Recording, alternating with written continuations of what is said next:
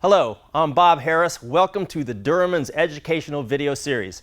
In this video, we will show and demonstrate the latest one and only Terrazzi Sprayable polished concrete system. Let's talk about some of the features and the benefits of using the Durhaman Terrazzi Sprayer. Certainly you can cover large areas in a short period of time, whereas traditionally the older generation of concrete artisans would get on their hands and knees and trowel it down, or perhaps even use a squeegee. So in past applications of micro toppings, we would use a traditional magic trowel or a hand trowel, or on large areas even a rubber squeegee. But even as good as a craftsperson was, it's next to impossible to not create trowel ridges when you're doing it with that method. With the Terrazzi Sprayer, you don't have that issue. It's putting down one seamless cement-based floor. So also, as a result of spraying, you can cover large areas, which is also a reduction in labor. So on a 20,000 square foot floor, the old traditional method of hand troweling or squeegeeing, that's going to require a lot of artisans to not create a cold joint, whereas on a floor that big or even much larger, one person can be spraying while the second person is broadcasting, which we'll demonstrate in a later video. The cool thing about this product is you can achieve the look of a traditional polished concrete. Polished concrete has sometimes a salt and pepper aggregate, and you get that appearance with using this system. So oftentimes if you have a concrete substrate that's not a suitable candidate to put a cement-based topping over it, perhaps it has extensive cracking, chips, spalls, and divots, you are forced to go with a much thicker base, like a self-leveling cement, for example. But one of the challenges when you're installing a cement-based topping, a self-leveling, is to not create a seamless appearance. You end up with either spike roller marks, or you end up with smoother lines. And one way you can eliminate those is to go back over the self-leveling with the Arapido system being sprayed with the Terrazzi Sprayer. So from that perspective, it's a very unique system. Gypsum underlayments. Maybe you have a client in which they want a different look, they want an upgrade. Their vinyl tile, they remove the vinyl tile only to find that there's a gypsum-based self-leveling that has previously been installed. Certainly it's acceptable to use the Arapido system over that, but you want to do some basic testing. Traditionally, you would want the gypsum to be a minimum of about 3,500 psi. And you might ask, well, how the heck do we know? I mean, if it was installed 10 years ago, how do we know if it was 3,500 psi? Oftentimes on polished concrete jobs, I use what's called a Mohs pencil scratch test. And you could certainly do that. If the surface was scratching at a 6 or higher, you're more than acceptable to go over it with the Arapido system. Lightly take a hammer and just ping the surface, and if it makes an indentation of the gypsum, or even a high heel, something like that where there's point load, if it makes a dent in it, you probably would not want to choose to go over something like that on a gypsum base. But if it was sustainable and strong enough, certainly you could go right over that surface. High-rise floors is another great example. You have a client that's wanting the look and the feel of a traditional polished concrete. Now you have the ability to bring this equipment up and create the look and feel of polished concrete. And in a later video, we're going to demonstrate the products that are being used, and certainly we're going to demonstrate on how you apply the product. Let's discuss what the system consists of, starting with the Durhaman Terrazzi Sprayer. This is what's referred to as a diaphragm pump. It is 110 volt, 15 amp, so it doesn't require any specific power other than the 110 volt.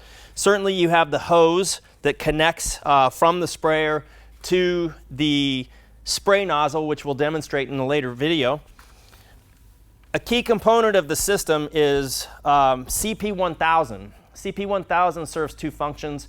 It's the activator that mixes into the Arapido dry powder at approximately 4.6 liters of CP1000.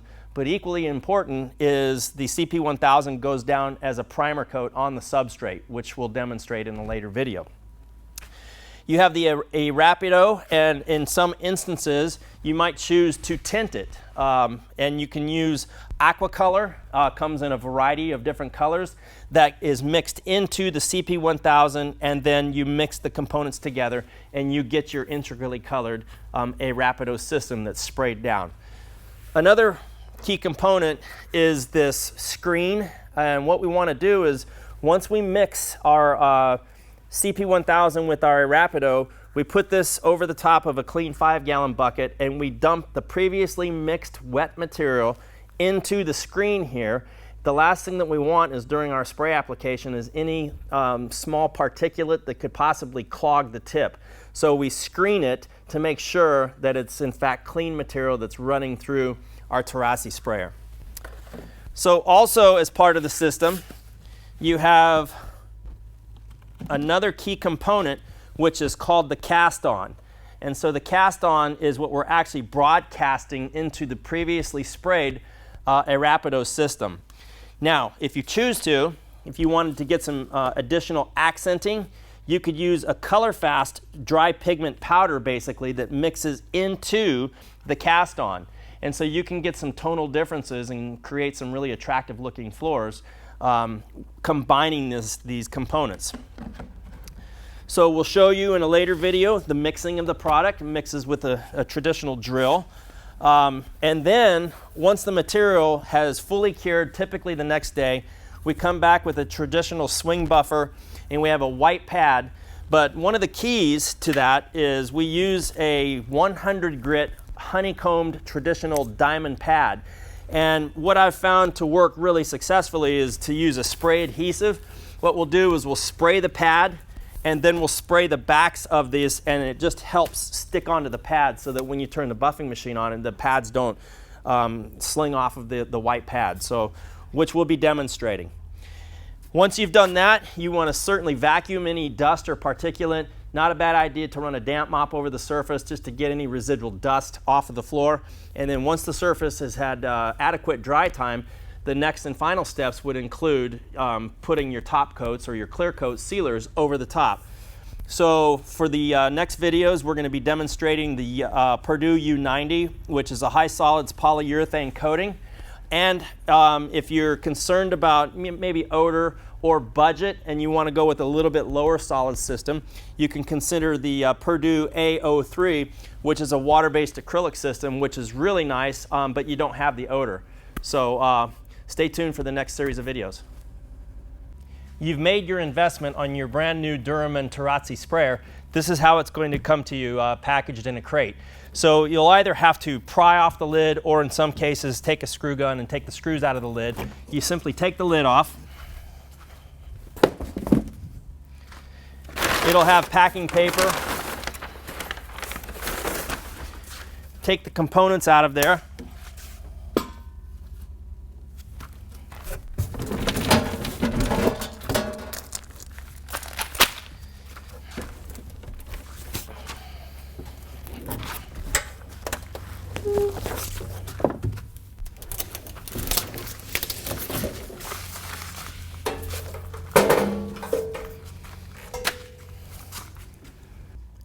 All right, we've just taken our new Duraman Terrazzi spray system out of the crate.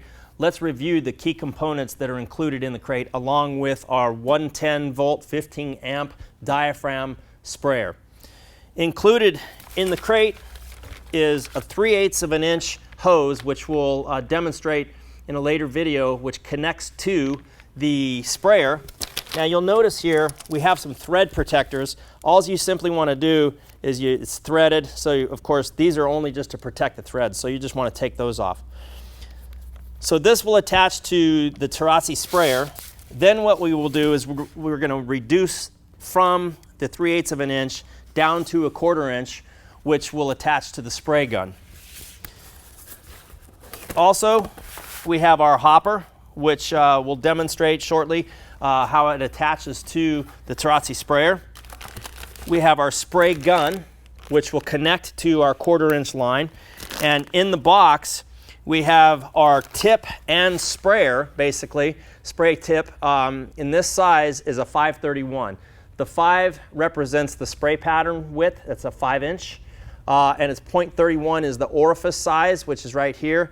And we'll demonstrate when we're applying the product, if the tip becomes clogged, you switch this to a much wider orifice and give it a spray and it clears it. It's really simple and fast. That's the recommended tip size to use with our Terrazzi sprayer is the 531. Included in the parts, there's a spare diaphragm that you always want to keep on hand, and this would require changing the diaphragm in the pump unit over there. So that's just a spare diaphragm. There is an additional tip and nozzle. So this tip size happens to be 431. So why would you want to switch to a 431? Perhaps you're in a tight, confined area where you can't have this big, wide spray pattern. Maybe it's a small aisleway, a hallway, a bathroom. So this is going to spray at a much less size in terms of the 531, so that you want to consider using that. We have the reducers. So this is the reducer. It's going to reduce us from the 3/8 of an inch line down to the 1/4 inch line is what the reducer is. All of the wrenches to tighten it to the machine, and then tighten from the 1/4 inch to the 3/8 of an inch. And then we have the seal, which will actually sit on the pump right here. You want to install that seal, and then what we'll do is we'll take the hopper gun and we'll use this clamp. We'll go around the hopper gun and the machine, and we'll tighten it so we have a nice, clean, tight seal. And then from there, we'll demonstrate how to hook all these things up and ultimately show you how to spray using this Terrazzi sprayer. This is how we connect the hopper to the sprayer. Really important is to always put this gasket, which is a barrier between the sprayer and the hopper. Make sure it's seated properly. Take your hopper, it'll fit right in there. Then you take your connection clamp,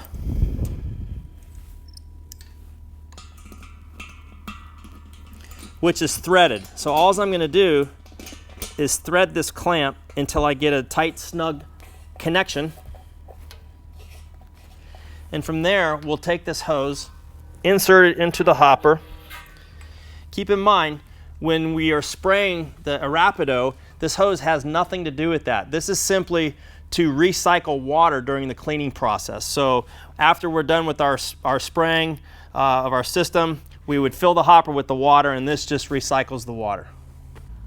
It's now time to connect the hoses to the sprayer.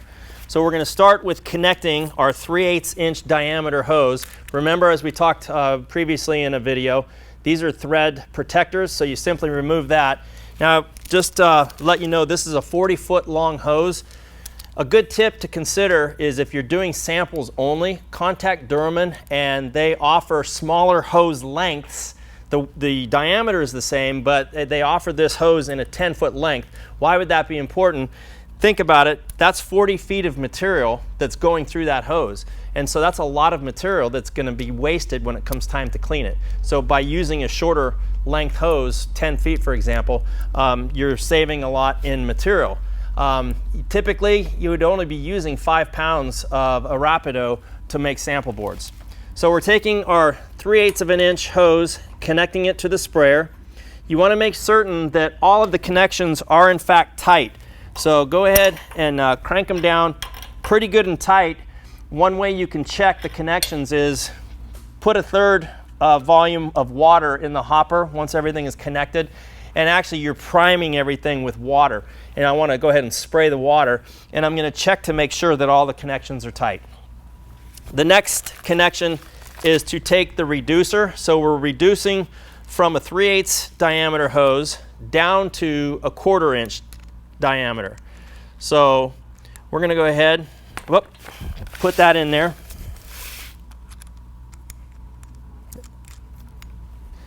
Tighten it down. Now we take our thread protector out of the 1/4 inch diameter hose, and we're going to connect this. Now this hose is 8 feet in length.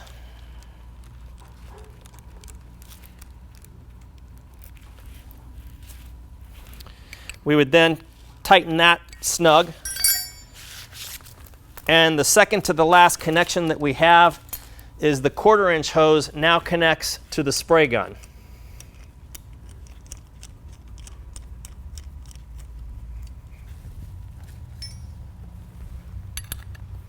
Snug. Our last connection is the nozzle and the tip which connects to the spray gun.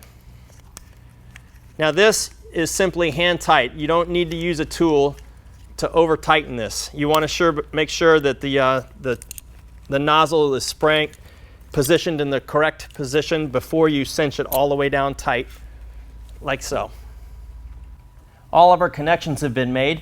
We connected our 3/8 inch diameter hose to the sprayer. We then used the reducer. From the reducer, we connected the 1/4 inch diameter hose, and from there, we attached the spray gun to the 1/4 inch diameter hose, and then of course the nozzle.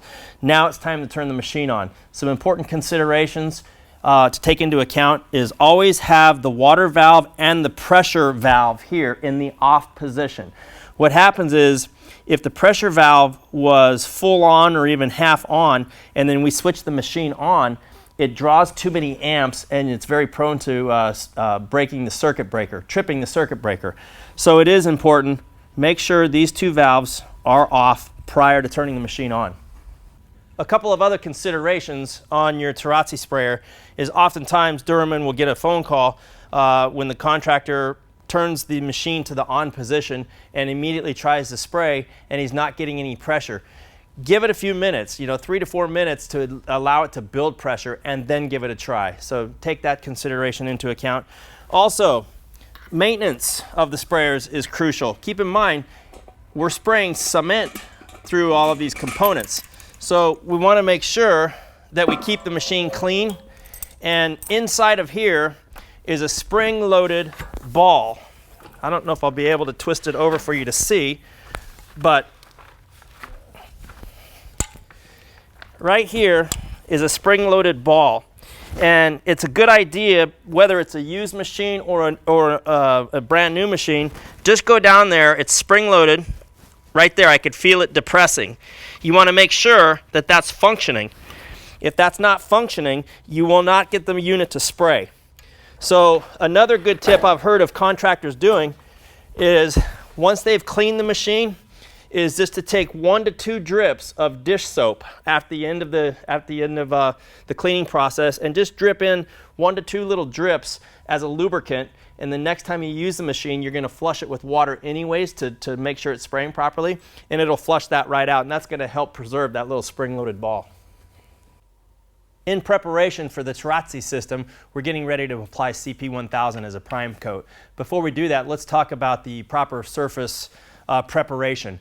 Keep in mind, this product is going down so super ultra thin that the substrate that it's going over has to be in good quality shape. You can't expect to use the Arapido Terrazzi system to fill divots, voids. That would have to be previously filled. So if you have a concrete substrate that's of good sound quality and it's fairly flat, you can typically sand that with a 60 grit sanding screen and then vacuum that and damp mop the residual dust and then CP1000 primer that.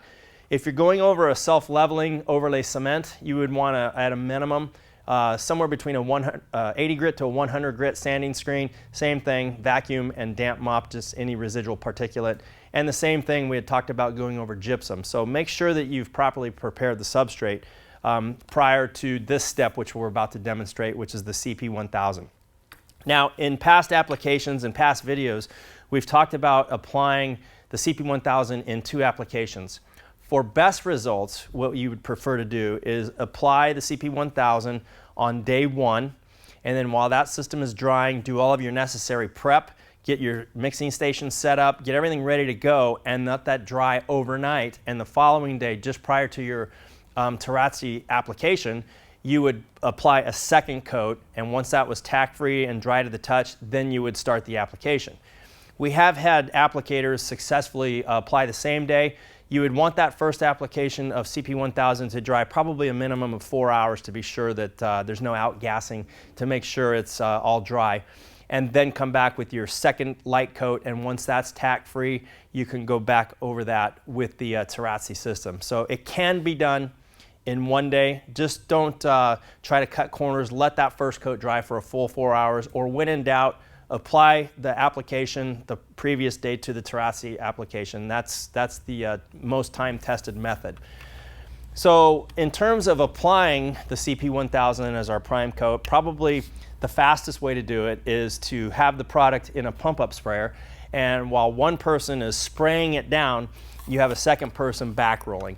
Now in previous videos we've talked about it's acceptable to use a mop and mop the CP1000 down. The only problem with that is sometimes you get a little bit of lint that pulls off of the mop, and if that dries into the floor, we're spraying the Terrazzi system down so ultra thin, there's a good chance you would see those fibers. So for that reason, spraying and back rolling.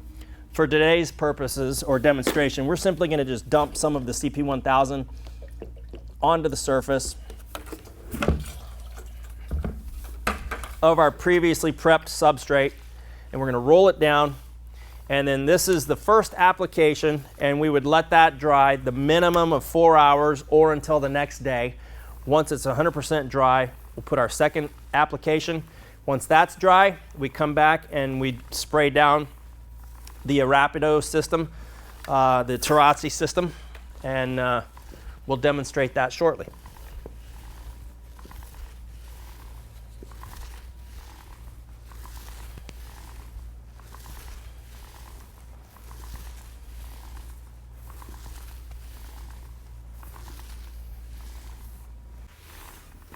As we finish up our first application of CP1000 primer coat, you'll notice that I have protective boots over my work boots.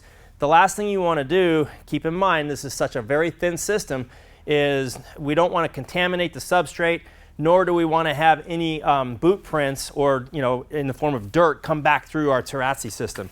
So it is important to keep the substrate clean, and certainly in between coats. So our next coat of CP1000, minimum of 4 hours after this is dry. Put your protective booties on your boots.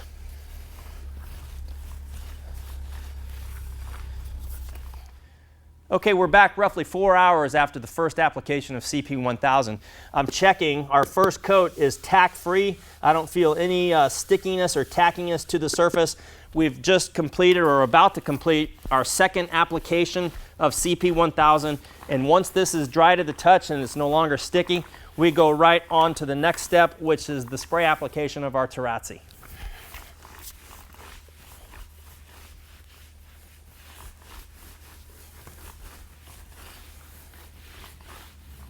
An integral part of the Terrazzi system is cast-on. Cast-on is packaged in 25-pound increments, and the color is neutral. So you could certainly use the cast-on product into the Rapido just like this, or you can color it or tint it. So for demonstration purposes, we're going to take roughly half of this product and show you how to use it as the neutral color, or as an alternative, you can use the Color Fast coloring system. This product is offered in 30 different colors. I would say the popular colors are all in the gray tones.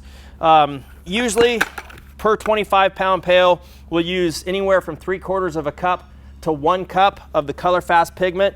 So we have roughly half of the cast on there, so we're just going to use a half of cup of Color Fast pewter. We're going to dump it right into here. Now the best way to mix it is with a power drill, dry. Go ahead and spin it with a drill. In this case, we'll put the lid back on. Make sure it's secure. And this is also an effective way of mixing.